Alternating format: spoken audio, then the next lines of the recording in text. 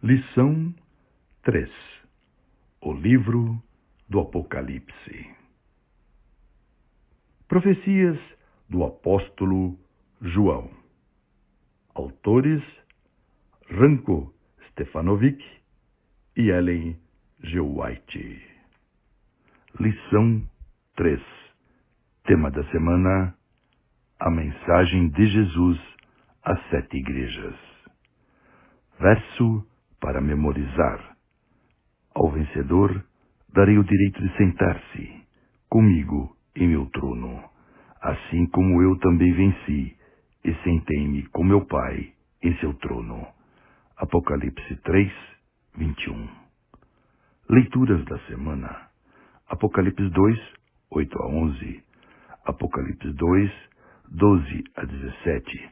Apocalipse 2, 18 a 29. Apocalipse 3, 1 a 6. Apocalipse 3, 7 a 13. Apocalipse 3, 14 a 22. Isaías 61, 10. Por intermédio de João em Pátimos, Jesus enviou uma carta com 7 mensagens para seu povo. Embora essas mensagens estivessem relacionadas às igrejas na Ásia dos dias de João, elas também descrevem profeticamente em símbolos a condição da igreja ao longo da história. Uma comparação dessas 7 mensagens mostra que elas seguem 6 vezes a mesma estrutura. Todas começam com Jesus dirigindo-se à igreja específica pelo nome. A segunda parte começa com a frase "Estas coisas diz", na qual Cristo se apresenta a cada igreja utilizando descrições e símbolos encontrados no capítulo 1. Essas descrições de Cristo foram adequadas às necessidades de cada igreja. Portanto, Jesus mostrou sua capacidade de resolver as diferentes situações dessas igrejas. Em seguida, ele faz uma avaliação da igreja em questão e depois a aconselha sobre a maneira de sair da sua tribulação. Por fim, cada mensagem é concluída com um apelo para ouvir a mensagem do Espírito e com promessas aos vencedores. Como vimos na mensagem à igreja em Éfeso na semana passada, e como veremos nas 6 mensagens restantes nesta semana, Jesus ofereceu esperança e respostas às necessidades das igrejas em cada situação. Portanto, ele certamente pode também atender às nossas necessidades hoje. Comentários de Ellen G. White. Lição 3. Tema da semana: a mensagem de Jesus às 7 igrejas. Antes do dilúvio, Deus enviou Noé para advertir o mundo, a fim de que o mundo pudesse ser levado ao arrependimento e assim escapar da destruição ameaçada. Ao aproximar-se o tempo do segundo aparecimento de Cristo, o Senhor envia seus servos como advertência ao mundo, para que este se prepare para aquele grande acontecimento. Multidões têm estado a viver em transgressão à lei de Deus, e agora ele, misericordiosamente, os chama para obedecerem os seus sagrados preceitos. A todos os que abandonarem seus pecados pelo arrependimento para com Deus e fé em Cristo, se oferece o perdão. Muitos, porém, acham que requer um sacrifício demasiado grande abandonar o pecado, porque sua vida não se harmoniza com os princípios puros do governo moral de Deus. Rejeitam-lhe as advertências e negam a autoridade de sua lei. Patriarcas e Profetas, página 102.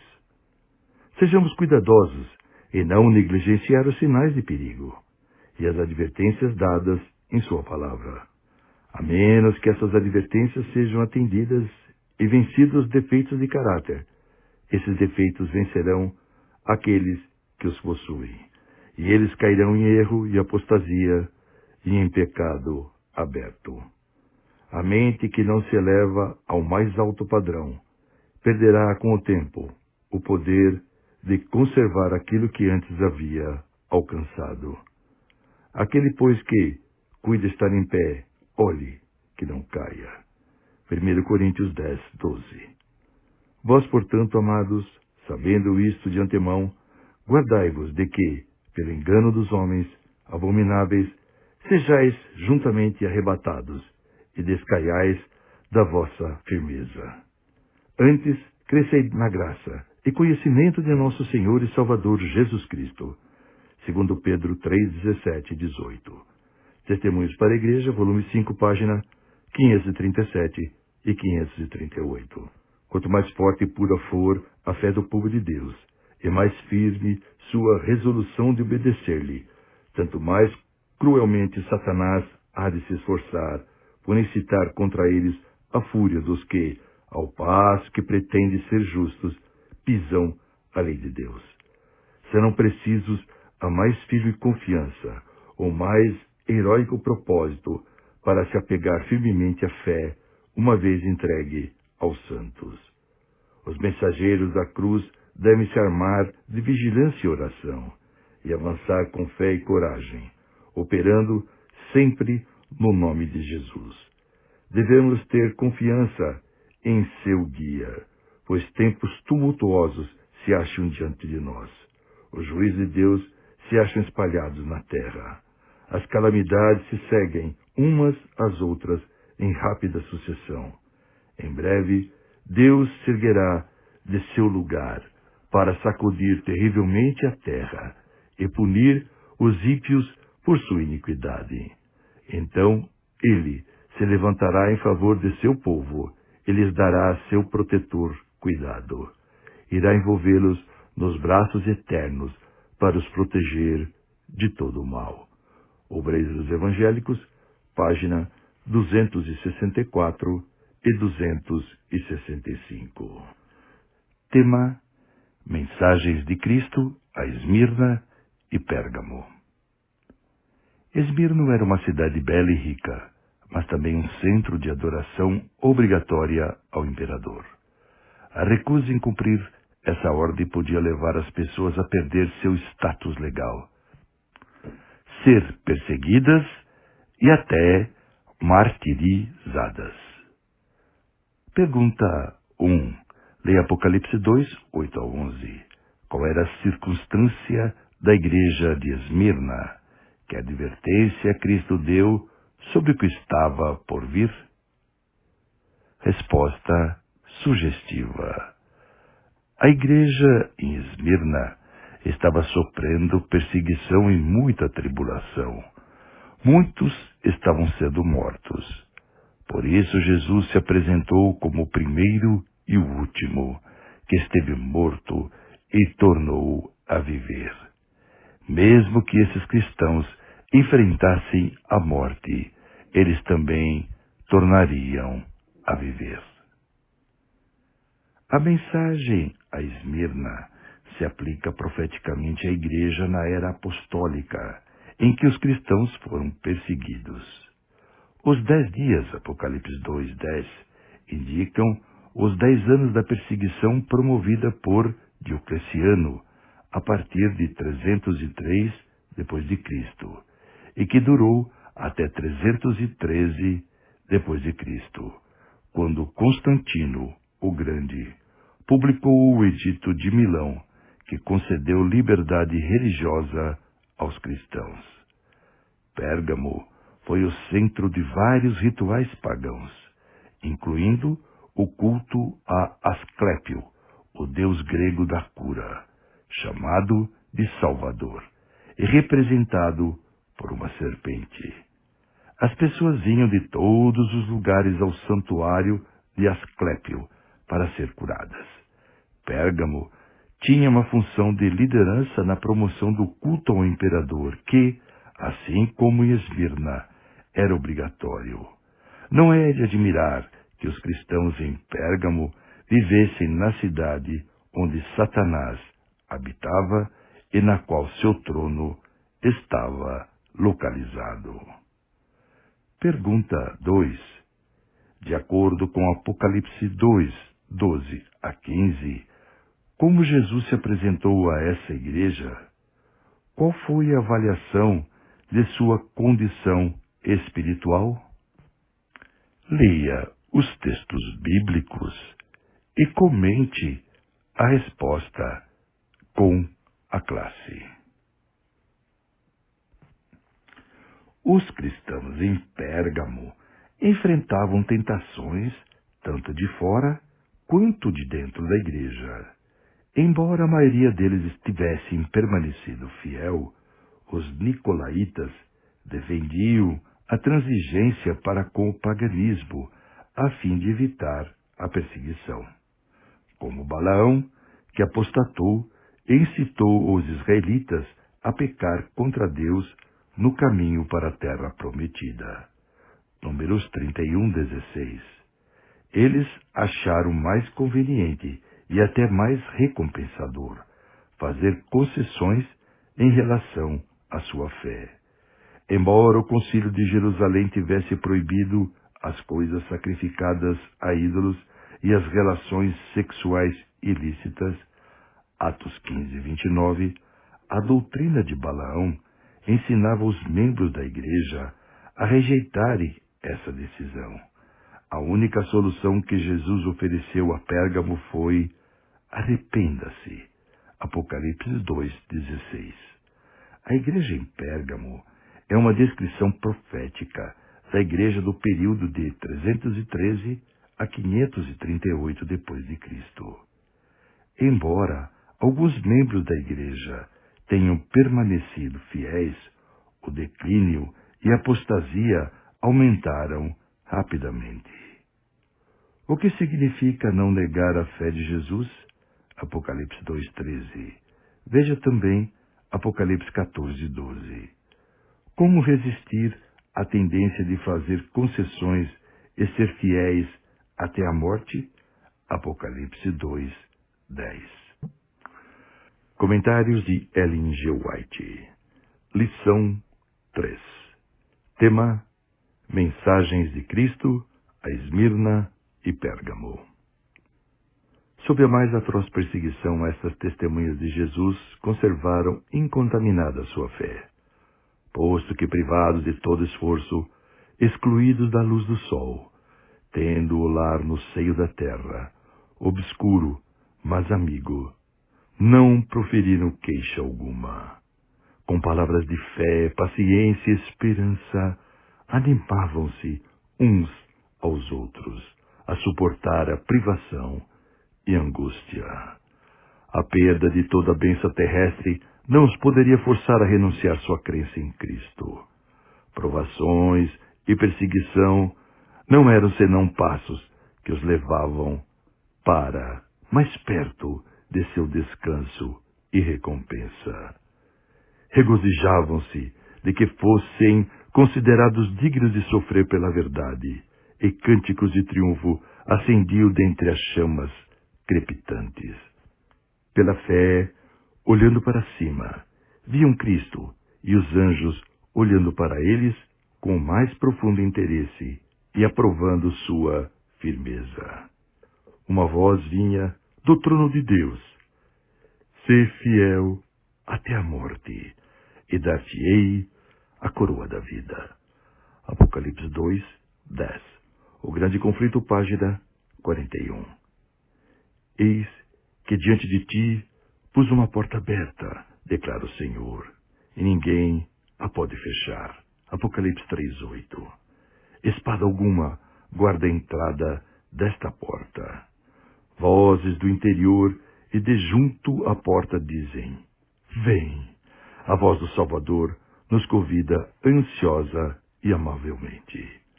Aconselho-te que de mim compres ouros provado no fogo, para que te enriqueças.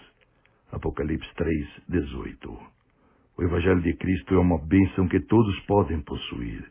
Os mais pobres, tanto quanto os mais ricos, estão em condições de adquirir a salvação, pois soma alguma de riquezas terrenas pode assegurá-la.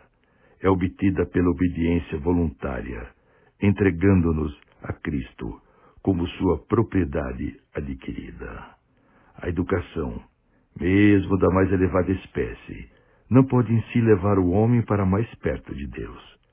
Parábolas de Jesus, página 117.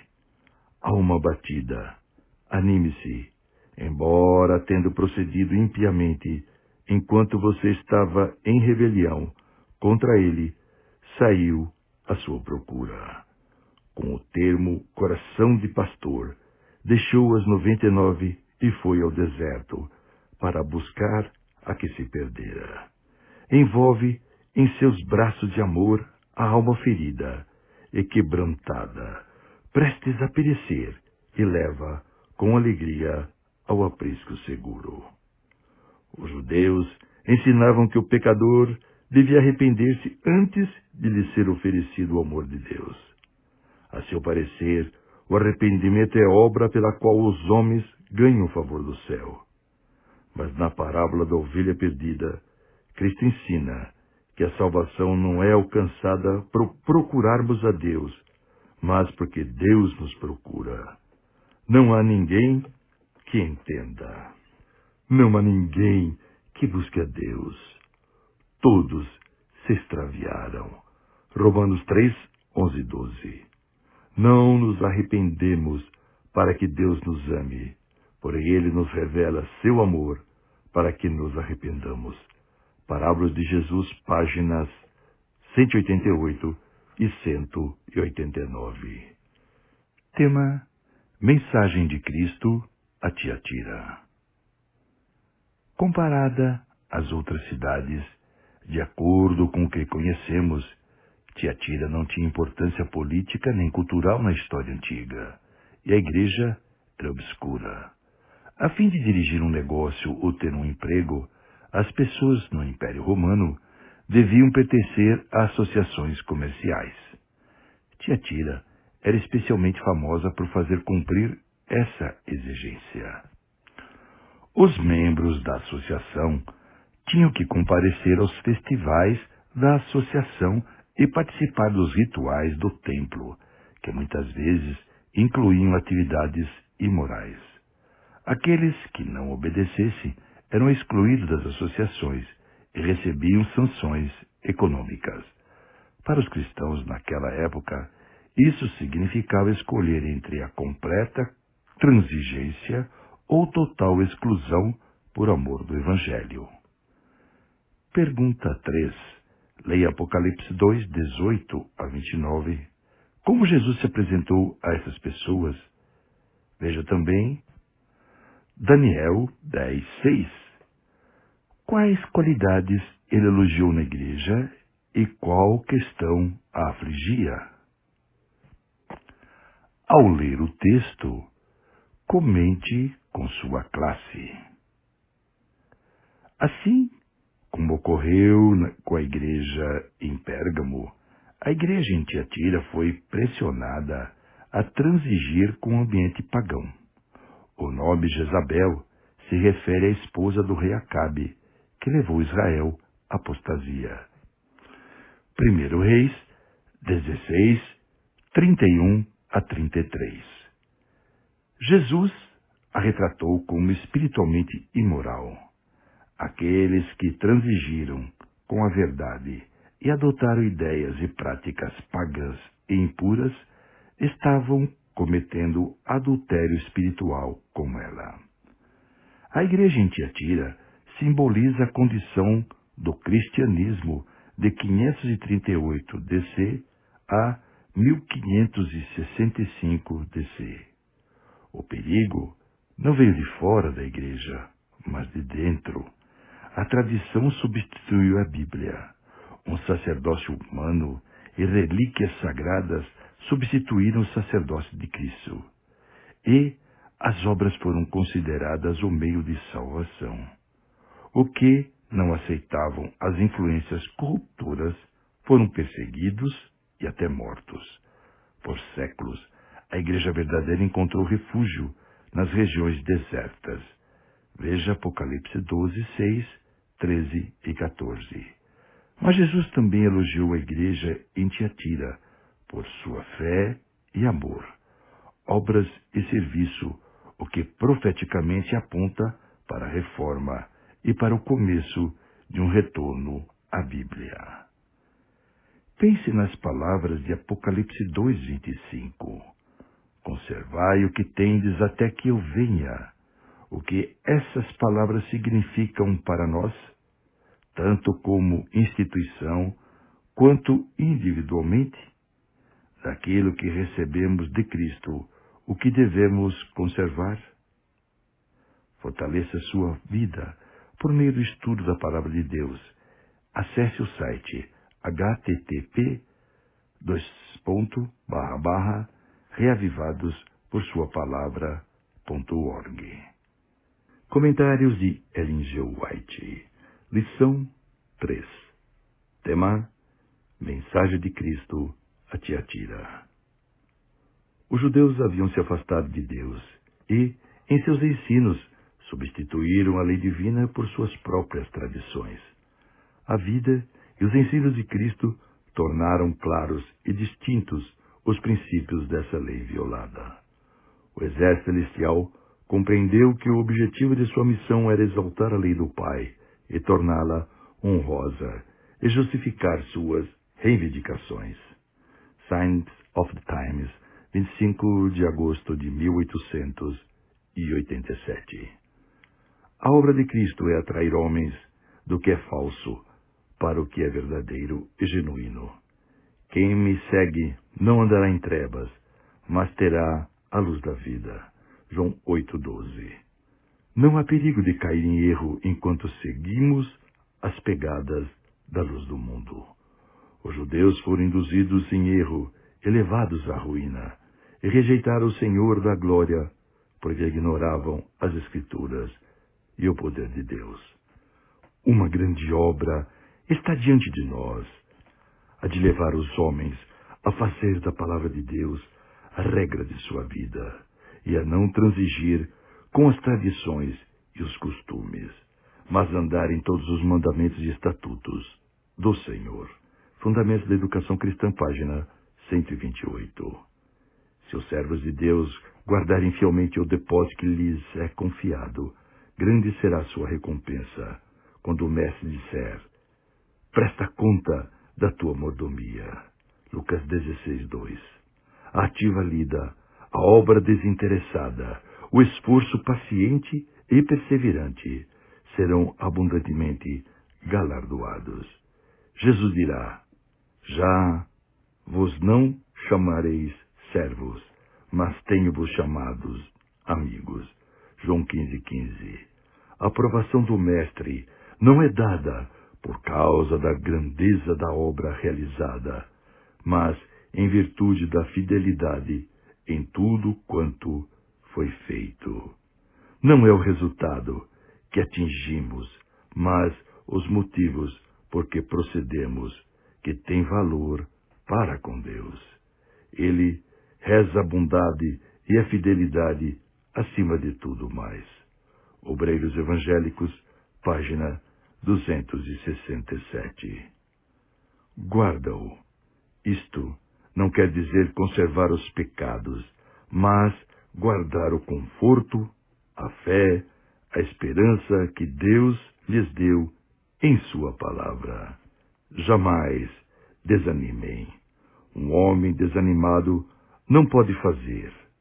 Satanás está procurando desanimá-los, dizendo-lhes que não adianta servir a Deus, que isso não vale a pena, e que é melhor desfrutar o prazer e divertimento neste mundo. Mas que aproveita o homem ganhar o mundo inteiro e perder a sua alma? Marcos 8:36. Podem fruir prazeres mundanos a expensas do mundo futuro, mas pode se permitir pagar um tal preço?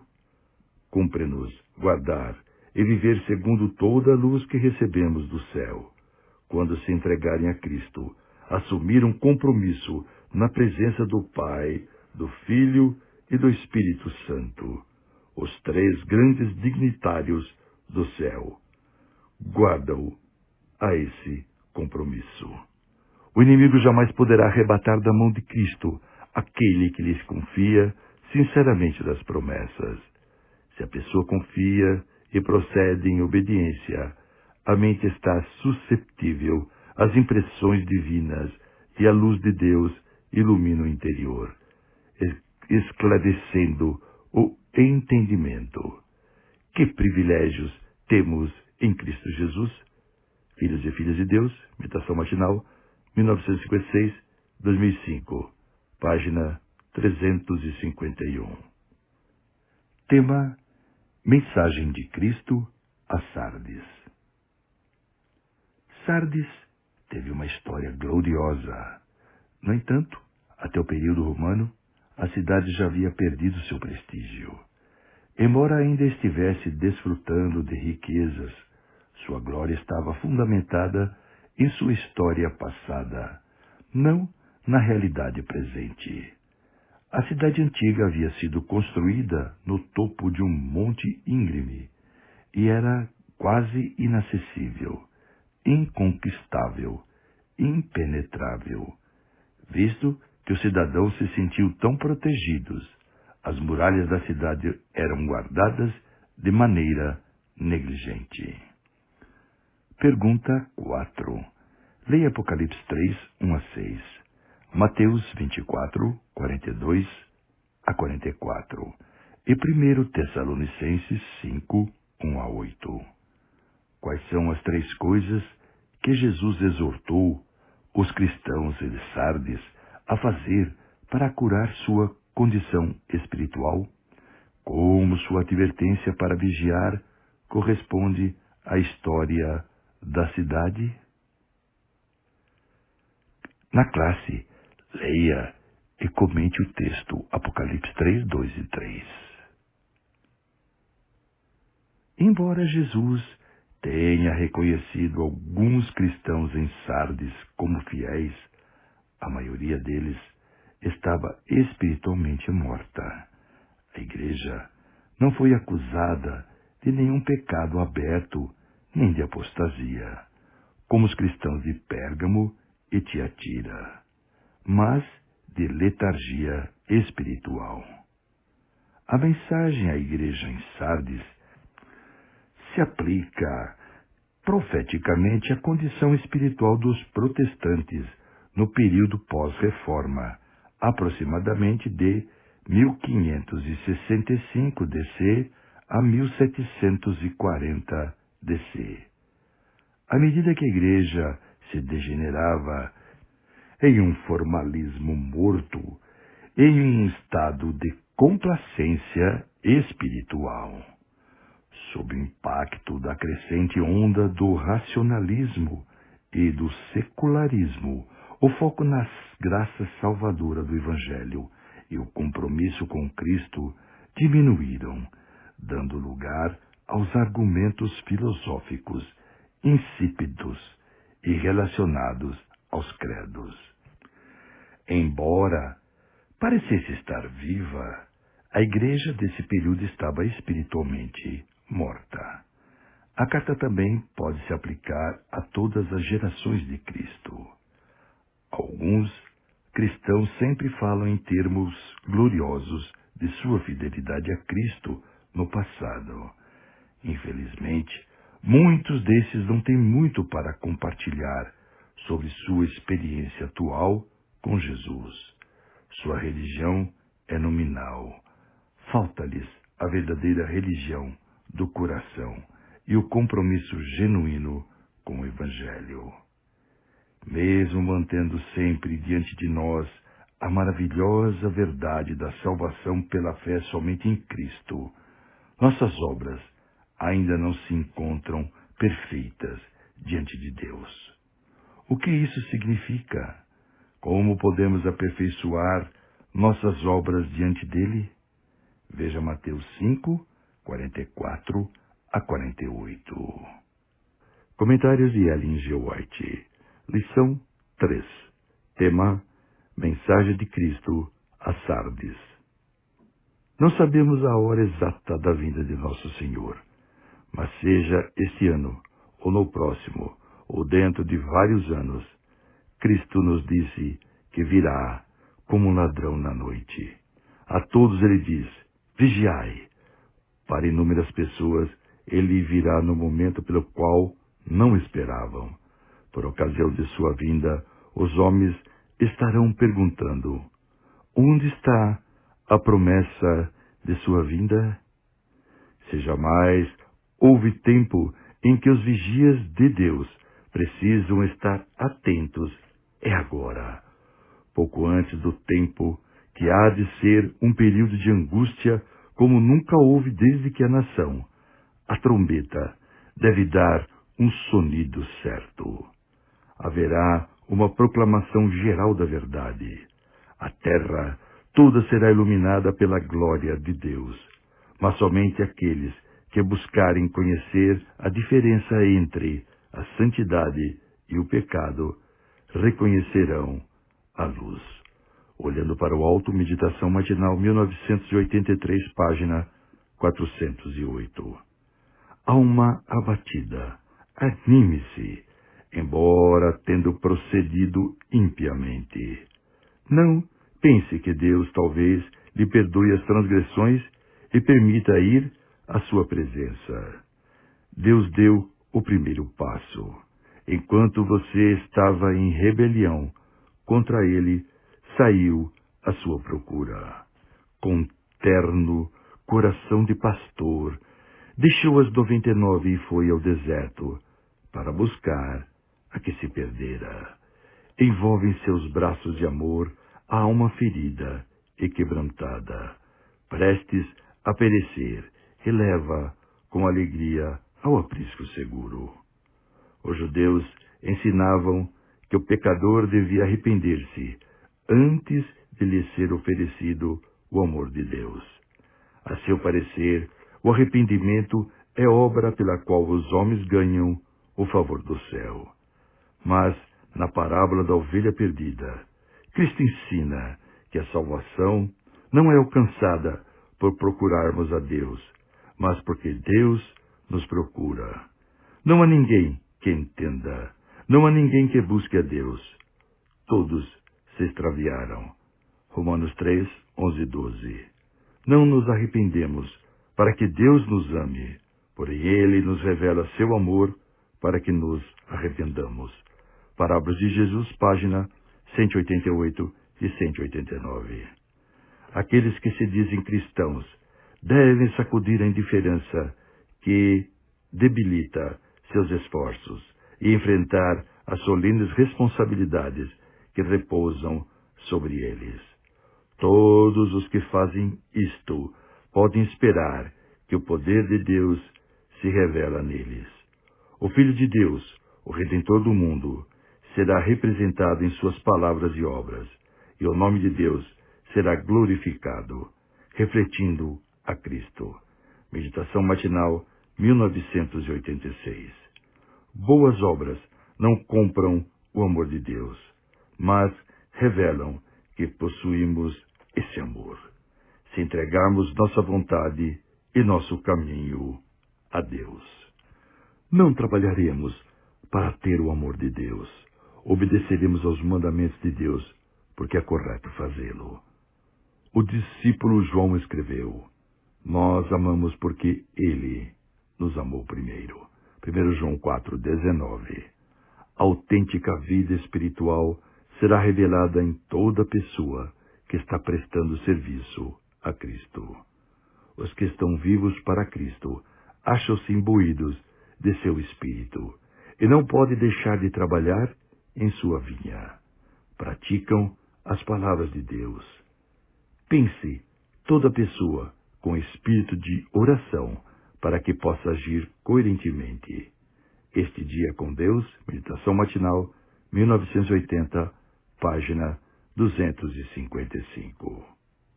O Senhor não está longe da pessoa que o busca. A razão porque tantos são entregues a si mesmo em lugares de tentação está em não colocarem o Senhor sempre diante deles. É nos lugares em que menos se pensa em Deus que necessitais levar a lâmpada da vida. Se Deus for deixado fora de vista, se nossa fé e nossa comunhão com Ele forem interrompidas, a alma encontrar-se-á em grande perigo. A integridade não será mantida. O Senhor é nosso ajudador, nosso amparo. Deus tomou providências para que nenhuma pessoa que confia nele seja vencida pelo inimigo. Cristo está verdadeiramente com os seus crentes quando são compelidos a se relacionarem de algum modo com o mundo, como quando se reúnem em sua casa para adorá-lo. Pensai nestas palavras. Tens, contudo, em Sardes, umas poucas pessoas que não contaminaram as suas vestiduras e andarão de branco junto comigo, pois são dignas. O vencedor será assim, vestido de vestiduras brancas, e de modo nenhum apagarei o seu nome do livro da vida. Apocalipse 3, 4 e 5. Este dia com Deus, meditação matinal, 1980, página 243. Tema: Mensagem de Cristo a Filadélfia. A sexta igreja a quem Jesus endereçou a carta foi Filadélfia, amor fraternal. Essa cidade ficava na estrada comercial imperial e servia como passagem, uma porta aberta para um grande e fértil planalto.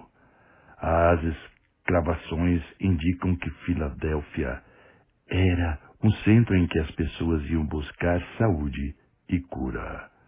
Por conta de frequentes terremotos, os habitantes da cidade se mudaram para o campo, vivendo em humildes cabanas. Pergunta 5. Leia Apocalipse 3, 7 a 9. Como a maneira pela qual Jesus se apresentou se relaciona à situação dessa igreja? Ele disse, tens pouca força. Apocalipse 3, 8. O que essa declaração revela sobre a condição da igreja? Resposta sugestiva. Ao se apresentar como santo e verdadeiro, que tinha chaves de Davi, Jesus estava dizendo aos cristãos de Filadélfia que, embora tivessem pouca força, estavam levantando a verdade em meio aos erros pregados pelos filósofos iluministas. A igreja em Filadélfia representa o reavivamento que ocorreu entre os cristãos, no qual fez parte Guilherme Miller e Ellen G. White. A mensagem a essa igreja se aplica profeticamente ao grande reavivamento do protestantismo durante o primeiro e segundo despertamentos que ocorreram na Grã-Bretanha e na América, aproximadamente de 1740 a 1844. Tendo em conta a luz que possuíam, os cristãos de fato buscaram guardar a palavra de Deus. Apocalipse 3, 8. Nessa época, houve uma ênfase crescente na obediência aos mandamentos de Deus e na vida pura.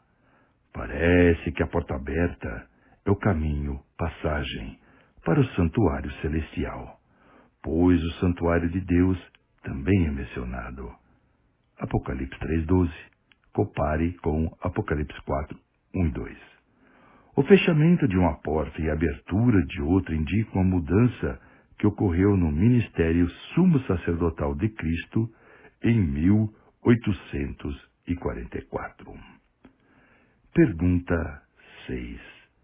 Leia Apocalipse 3, 10 a 13. Quais são os indícios de que o tempo é curto e que a vinda de Jesus está se aproximando? Qual é a importância do nome de Deus ser escrito em seu povo? 2 Timóteo 2,19.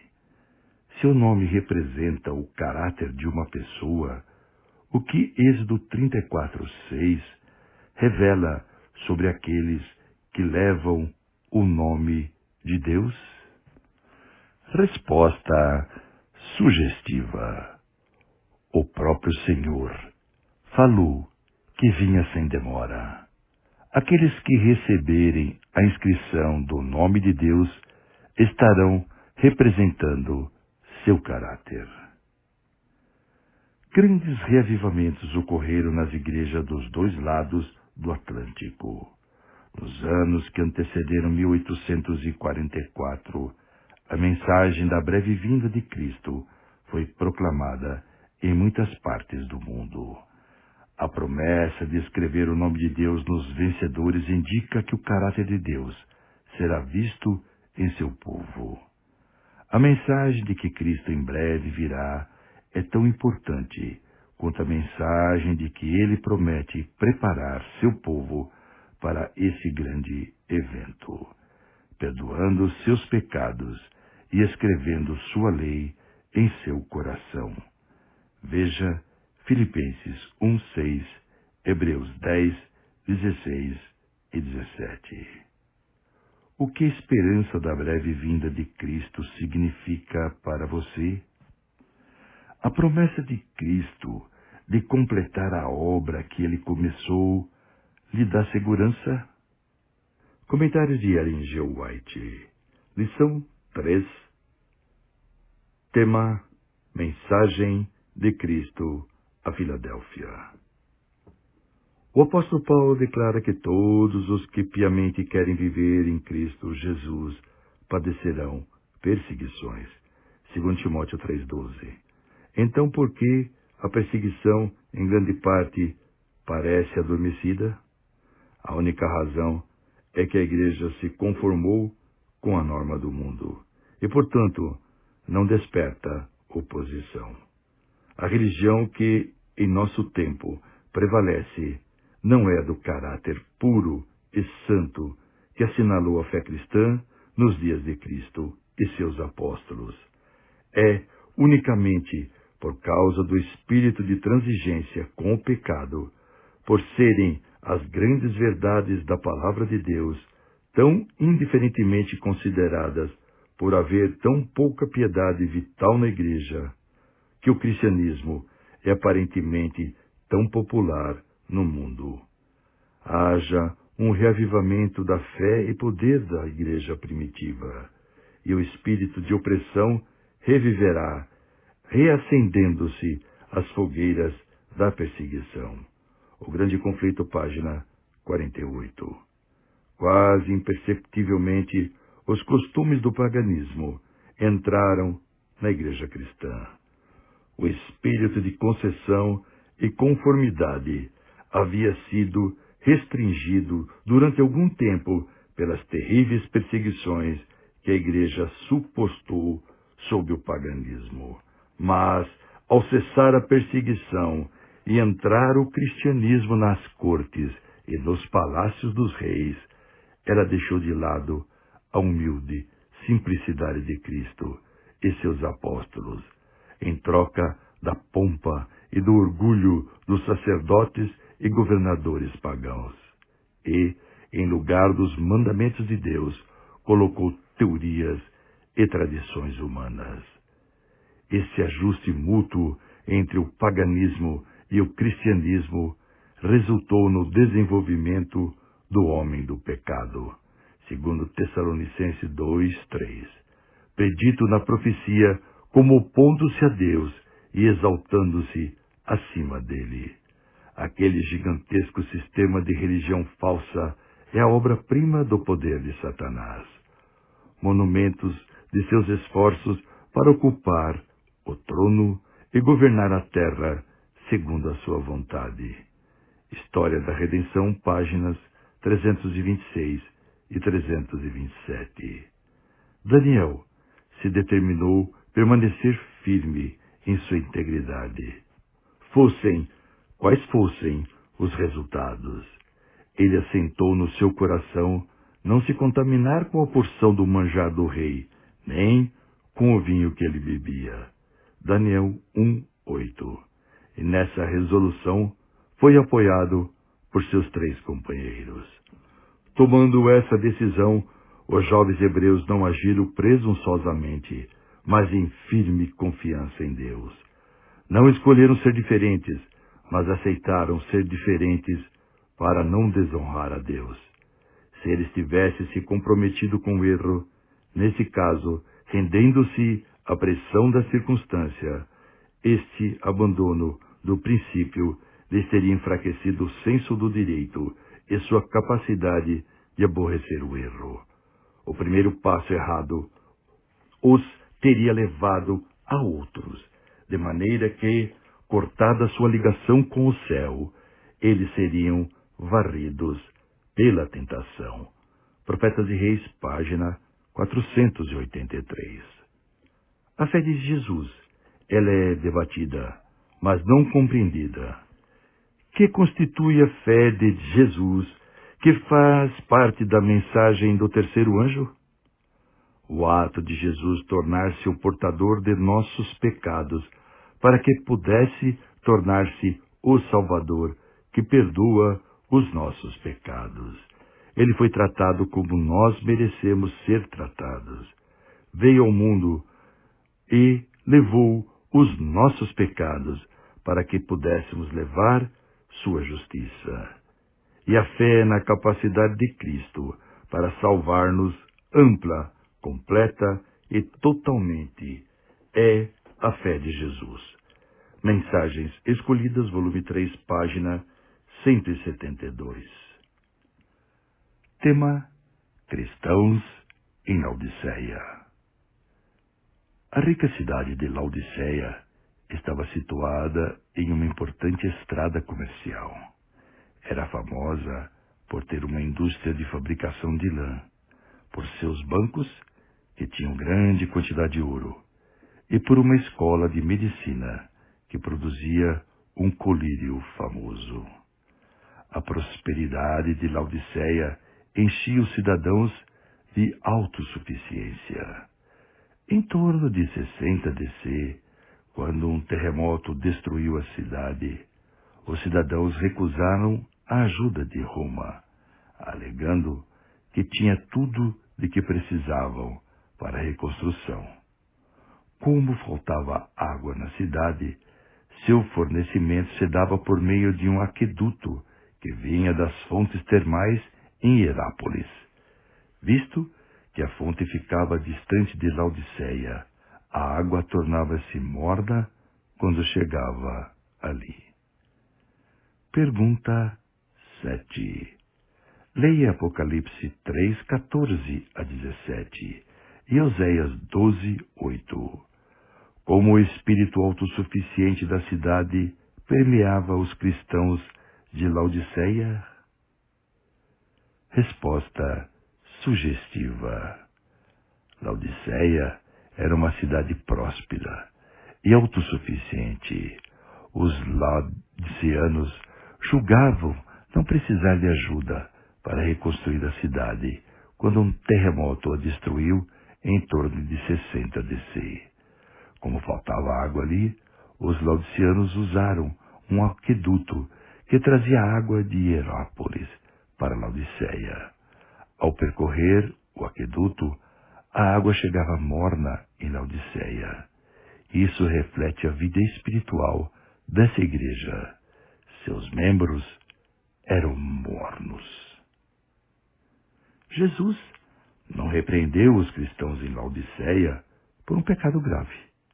Seu problema era a complacência que levava à letargia espiritual. Assim como a água que chegava à cidade, eles eram mornos, declaravam ser ricos e não precisar de nada.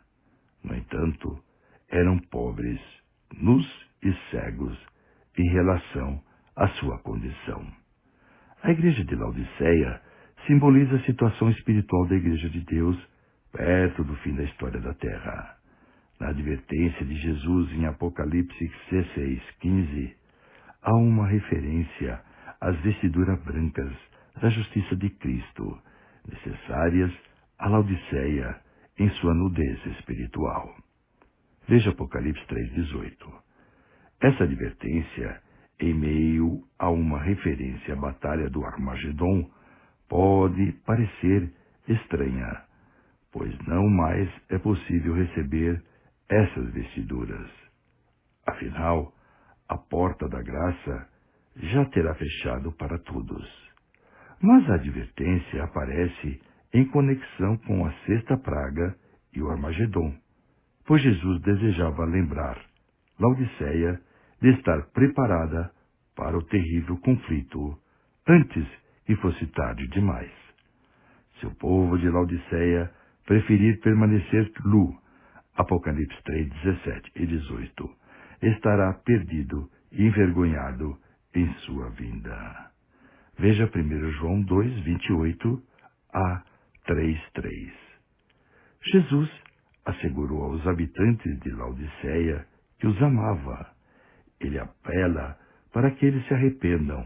Apocalipse 3, 19.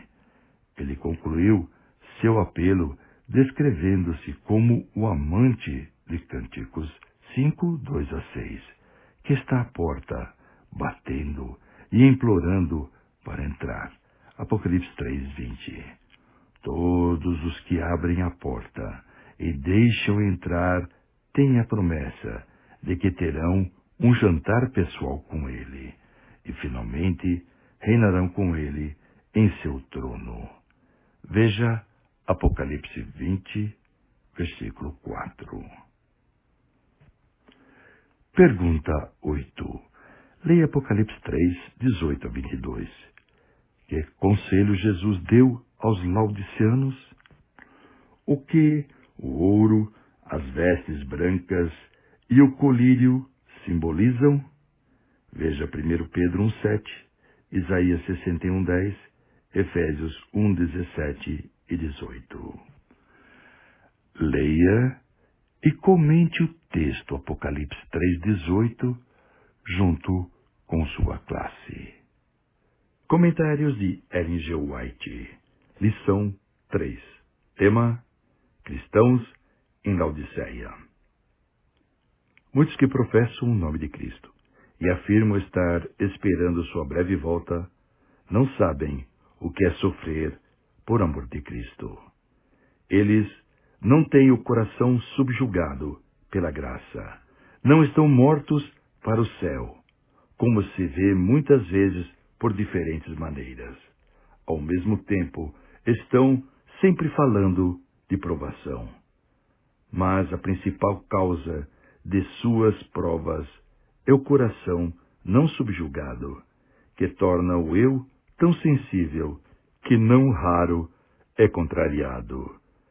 Se tais pessoas compreendessem o que é ser um humilde seguidor de Cristo, um verdadeiro cristão, começariam a trabalhar com bastante fervor e começariam direito. Morreriam primeiro para o eu, passando então a ser constantes na oração, e deteriam cada paixão do coração. Abandonem sua confiança e suficiência próprias, irmãos, e sigam o manso modelo. Tenham Jesus em mente sempre, pois que ele é seu exemplo e vocês devem caminhar em seus passos. Olhem para Jesus, autor e consumador de nossa fé, o qual, pelo gozo que lhe estava proposto, suportou a cruz, desprezando a afronta. Ele suportou a contradição dos pecadores contra si mesmo. Por nossos pecados foi uma vez o cordeiro manso, morto, ferido, moído, esmagado e afligido. Primeiros Escritos, páginas 113 e 114. Eis que estou à porta e bato.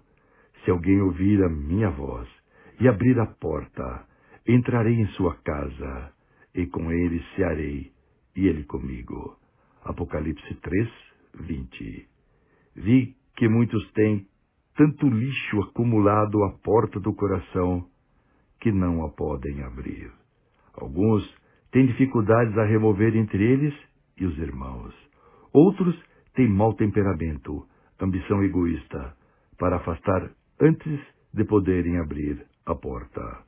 Outros rolaram o mundo para a porta do coração, e isso também a impede de ser aberta.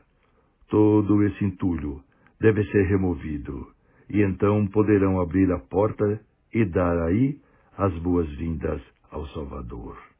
Oh, quão preciosa esta promessa, ao ser-me mostrado em visão. Entrarei em sua casa, e com ele cearei, e ele comigo. Apocalipse 3:20. Oh, o amor, o assombroso amor de Deus, depois de toda a nossa mornidão e pecado, ele diz: volte para mim, e eu voltarei para você, e sararei todas as suas apostasias. Isto foi repetido pelo anjo várias vezes. Volte para mim, e eu voltarei para você, e sararei todas as suas apostasias. Testemunhos para a Igreja, volume 1, página 143. O povo continua a manter-se sonolento em seus pecados. Continua a se dizer rico e que não necessita de nada. Muitos indagam: por que são feitas tantas reprovações? Porque os testemunhos nos acusam continuamente de apostasia e de ofensivos pecados? Nós amamos a verdade. Estamos prosperando. Não temos necessidade desses testemunhos de advertência e reprovação. Examinem, porém, esses queixosos, o próprio coração, e comparem sua vida com os ensinos práticos da Bíblia. Humilhem o coração diante de Deus. Deixem que a graça divina lhes ilumine as trevas, e as escamas descairão dos olhos, e compreenderão sua verdadeira pobreza e miséria espiritual. Sentirão a necessidade de comprar ouro, que é a fé e o amor puros, vestidos brancos, que é um caráter imaculado, purificado pelo sangue de seu querido Redentor, e colírio, a graça de Deus, que lhes dará claro discernimento das coisas espirituais e revelará o pecado. Volume 3, página 254.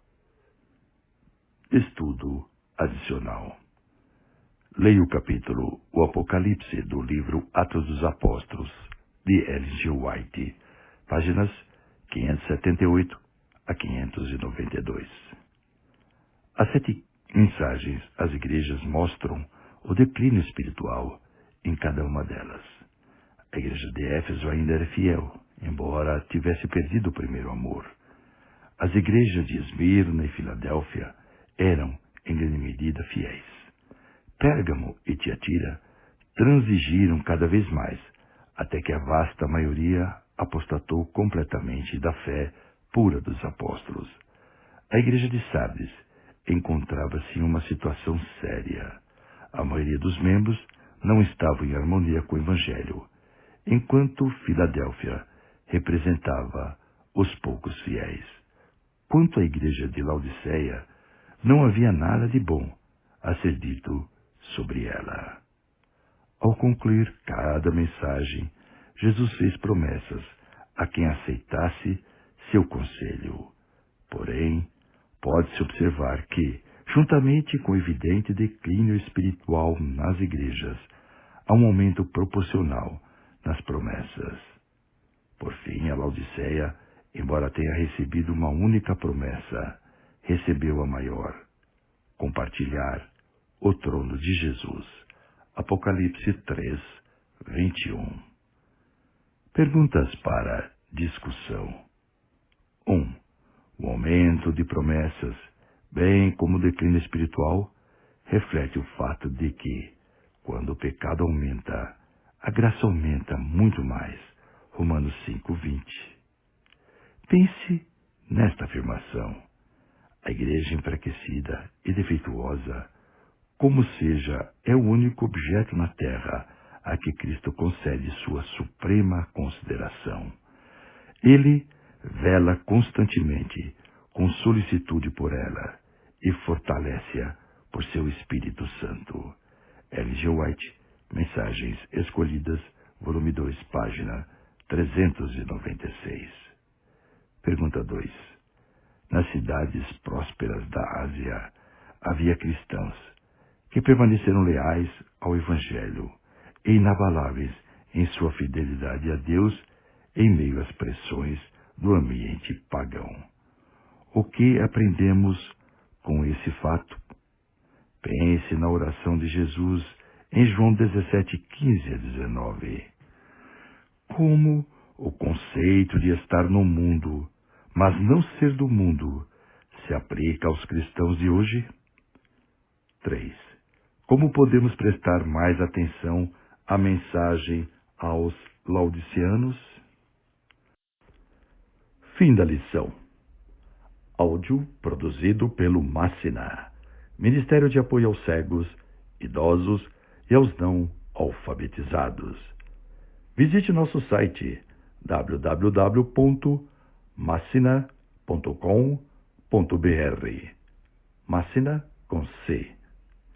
Este tema é estudado sempre em uma de nossas igrejas adventistas do sétimo dia. www.encontraumaigreja.com.br. Locução: Wagner Brunelli.